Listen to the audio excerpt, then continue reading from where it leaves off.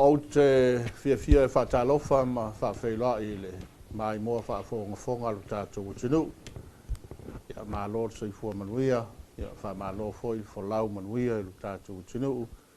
Ia mai taitai o lu tātou tinu, ia tupu mai o lu tātou tinu.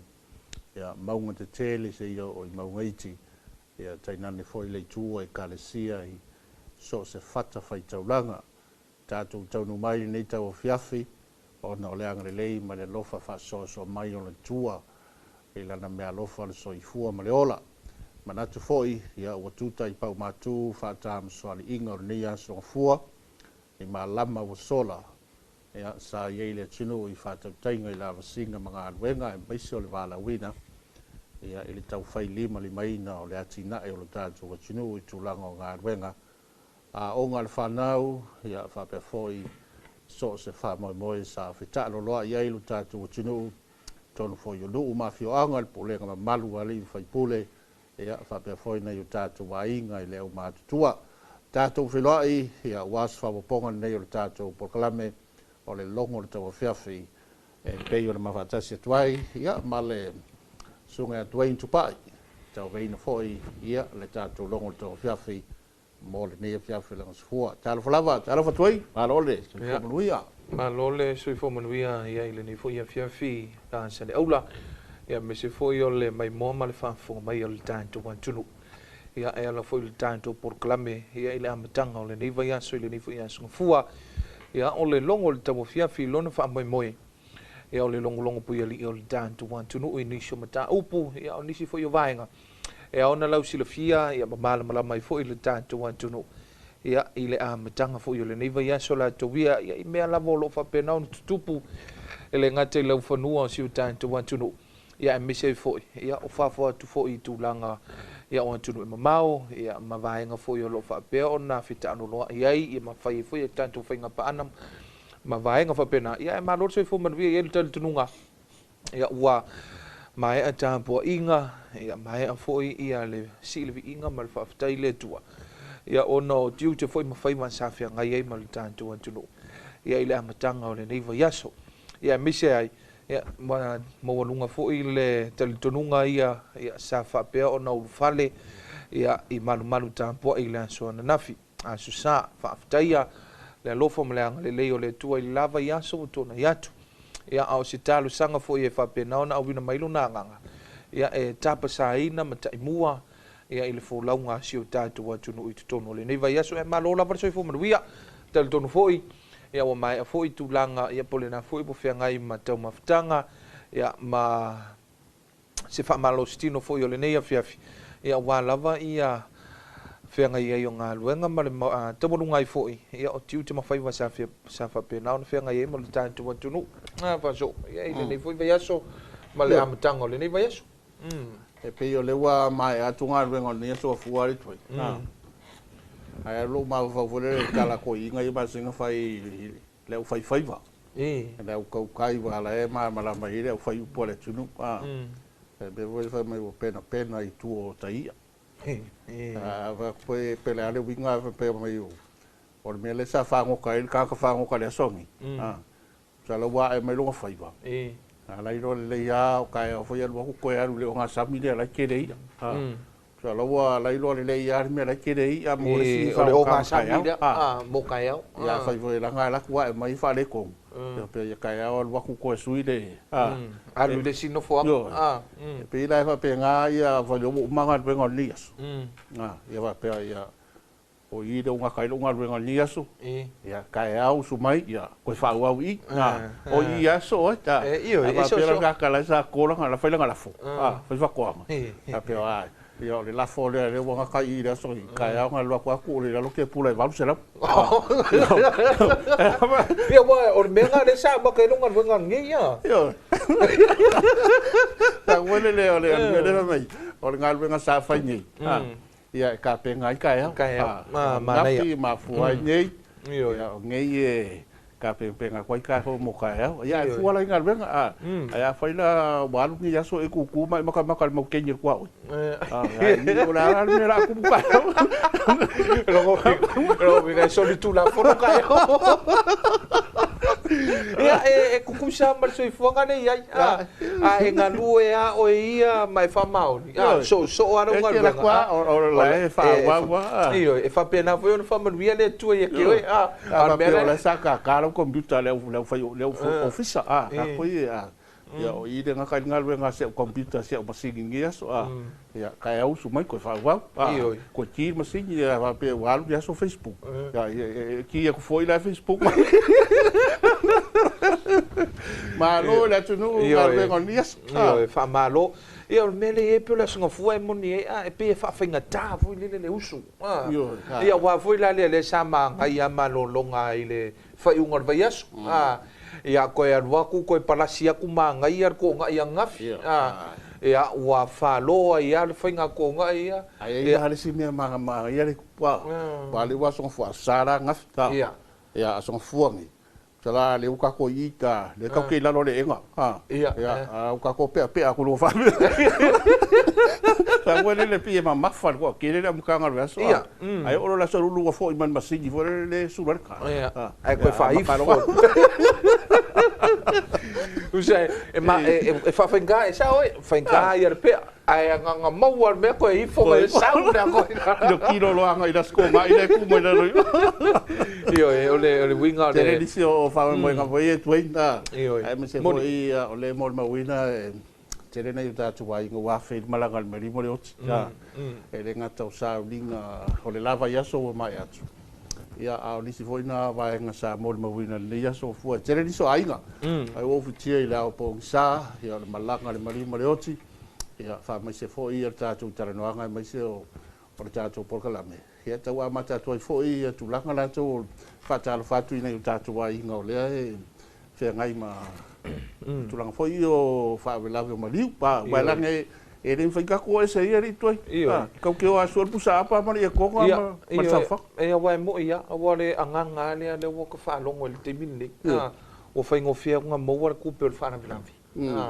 ia ngai lor sa i lingor kupe sa e wele ki o le fiafi ile suka o fala o maka le soi fonga masani o le tunu ai ka o me lor fala vela ia mo fa pe lo la ia le ai alwa ko mo wangi afai mai afai mai sa o afai mai sa ia ka ko sa fanga mo ko da sko o le so lulu mo e sa o kala le wali ko lu foi mai a lu pala nge te kanga lili foi al ma ngat kai mari ave mari u ave falsa e malo lo so par ko fenga aya mari war samo fa ya ko va ya se fa or ko nga wa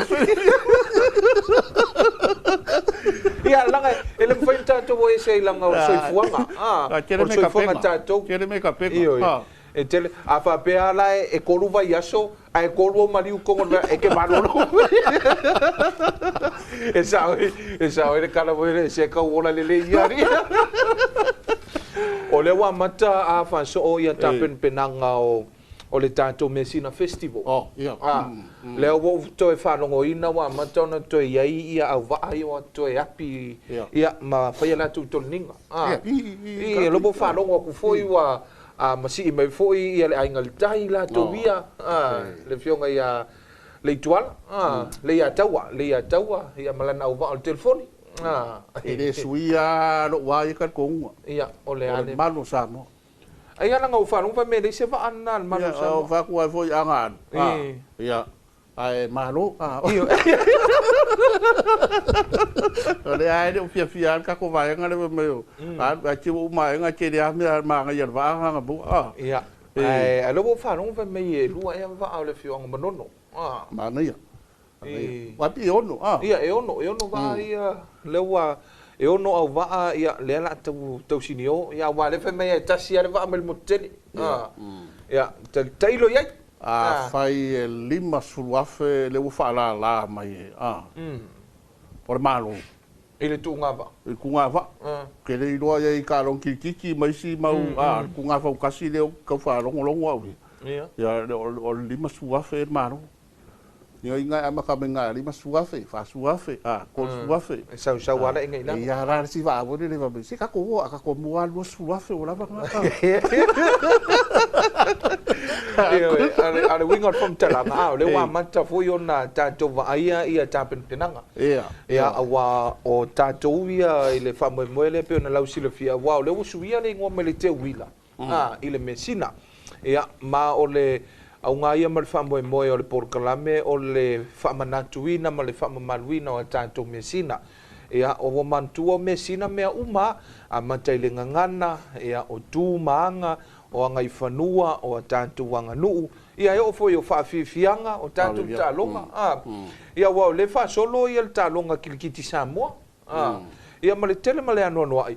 Ia o vaenga ia whapena o na ia ile famoe moe ia ile pa ia so leo le tato mesina festival ia me se ai ia o tapena penanga autala vo ia o fala putonga ia me se foi ia tele male no ia ila to bolo fa pena ona awai mai ia ile famoe moe le tato malo me se le tato watunu le mesina festival lawa ilona aunga lawa ia male famoe moe ia ile tau matau ia pe yo le tamu fai foi le e fai se vai ngai tō sina mai ai ia nei o tātou tangata ta whao mai mua mai atunu e mamau. Ia wai pe o le piriota lea inisi o whamau maunga i tau sanga tanu ai. E tau le tō tele ini tū wisi, a wai pe o le si le ana ngā oa. E tele ino whamau e moe le tātou atunu, wat nā tau tū wisi ma tangata ta whao mai mua mai atunu e mamau. Ia whape nao nao mai, ia sila le matango fie ma le lanu rau awa o si o tātou atunu, ia o le soifuanga o tangata, ia me sei ia mela ia o tātou wanganu o tātou whaafifianga ia o tātou tūmaanga ia pa whapena foi ia na mauai foi se whao sofianga foi ia o tangata ia whapena me sei ia o ngā tupulanga ia o le nei vai tau ma le nei tolu foula tau ia whapena o na malama foi ia tātou tūma tātou wangai whanua ia o tātonu e wa langona foi le to tele o tātou tinu ia le tāua le swinga le tāua foi le o le foi fama ite ia e pei ona ia i foi fato fala inga le tatou malo ia mai le te wila i mesina e pei ona e foi suinga na tou ia o le whaingoina ia e pei o le wale lifanga i le tele o whaafiafianga le tatou wanganuu i o tū maanga e pei ona ia i ta longa ia ma vaenga uma ia o le apapena fo i ona whanga solo i le Polokalame tāua ia e pei ona tapele mon masina fo ia o le vaenga le na ia ai o na mea uma e ia i fo ia isi famoe moenga o lo fa pe ona ia ia le tatou atunu ia wa tai au le to usu e fo le fono o fai tu la fono le tatou atunu ia me se ia o nisi o tu la fono ia manisi o vaenga taua ia ona fa pe na ona tala no ina ma so fo le pule ia e tai o le tatou malo ia e ala ila na usunga fono le aso tai au ia e whapena fo i ona tūsa o atua ia tātou whansalaunga. Ia mele mauta fono le tātou atunu, ia wā lava le toi o mai whatasi o tātou te itai e whapena ona talatala noa, ia ma whapea fo i ona whitū whai. Ia inisi fo i o mata upu e whapena lava ona le lei ai, ia se o tātou atunu, vinga o whamtalanga, ia o tūla fono e maru pui pui ai, ia o ani ati nae, ia o ani whawhi tauli, ia o a fo i ni vaenga le lei. Ia whapena ona pou ai ia le fōlaunga Samoa. Ia wau le tātou ia le nei masina le toi mamau foi tau walunga. Ia ai o lo whapena lamo na tau la mua le tua, ia matai mua le tua. Ia i le fōlaunga si o tātou atunu la tu ia ai tātou tau pureola, ia ma tātou te talo. Ia whapena ona sao mauli, ia le whamoe moe foi, ia me se foi o tāpena penanga o nei o tātou te itai. Ia mo le whanutanga po le o toi usui ai foi o le whono o whai tu la whono. Ia asio tātou atunu. Le whono le parimene i le aso atai au. Ia i le afo le iwa. Ia o tonu whaso ia o le a whapena ona vai foi o le tātou Polokalame. Ia i whasisi langa foi o toi tonu mai. Ia i le tātou Polokalame o le longo o le Tauafiafi. Tu la whono tau whaofi o le a whaofi atu i le whono au whai tu la whono. E tu sai mo le tu la fono tu mau le palimene. Wa tu ina tu nei le fa sisilanga fa la waitele o le afa ofi atu le fono au fa tu la fono ila na fono tanga. O le ama talia ile asolua, sfulu valu Aukuso lua felua sfulu ono. Ia tu la fono tau fa ofi wa tawe nei mua. Tu la fono tau fa ofi o teu le tu la fono fa le tupe tu tono Samoa lua afe lua sefuluono. Central Bank of Samoa Amendment Bill 2026. Lua. Tulafono tau whaofio teu o le tulafono o tupeteu whawhaingaruenga mai whafo lua afe lua sefuluono. Foreign Investment Amendment Bill 2026. Whai e mulino i le nei aso, se fulufito Aukuso lua afe lua sefuluono. Sainia, sa tama le ati sa witime tala, whai lautusi o le fono au whai tulafono.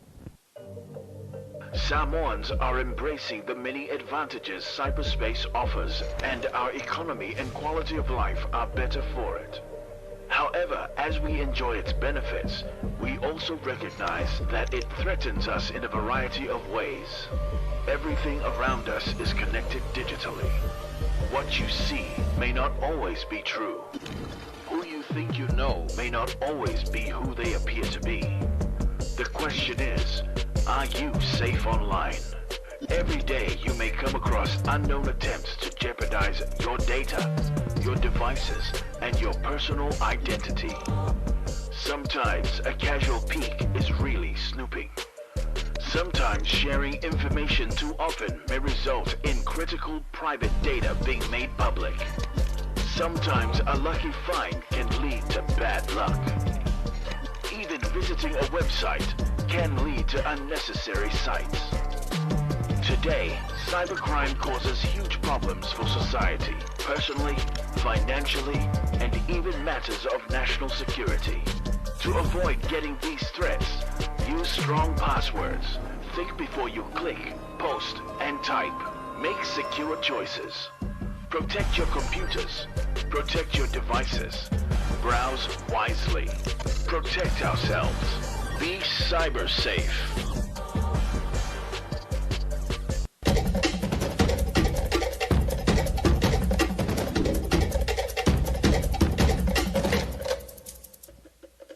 Ya, manatol na ua whaofonga lo tātou o tinu e nisi na o tātou whalinga mwhasilsilanga tāua.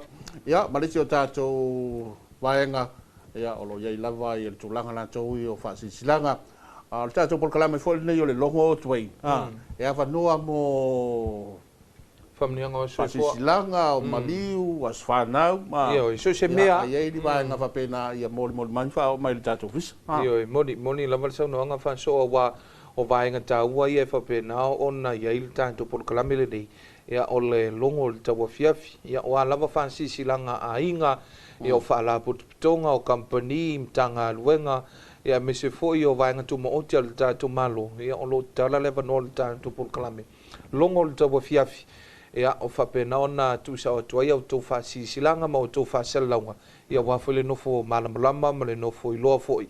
Ia ele tātou watunu ia o nisi o vaenga tāua. Ia e mese ai. Ia o le whasisilanga tāua le nama le ofisa o le whailau tusi o le fono o whai tulafono. Ia e mese ai. Ia o nisi o tulafono tau whaofia wai peo na tāua le temi o sola. Ia o vaenga tāua ia e tele na tala noa ina i tutono am tāua po le palimene.